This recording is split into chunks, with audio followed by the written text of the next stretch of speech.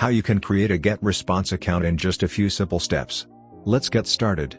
First, head over to the GetResponse website and you can find the link in the description box below or the first comment. Once you're on this dashboard, click on the Create Free Account. You'll be taken to this sign up page where you can start your 30-day free trial, no credit card required. Now just enter your name, email address and create a password. Make sure your password is strong and secure. Then click Create Account. Check your inbox for a confirmation email from GetResponse. Click on the verification link to activate your account. And that's it, you've just created your GetResponse account. And here is the GetResponse dashboard. Remember, you have 30 days free time to access and test all the premium features for free.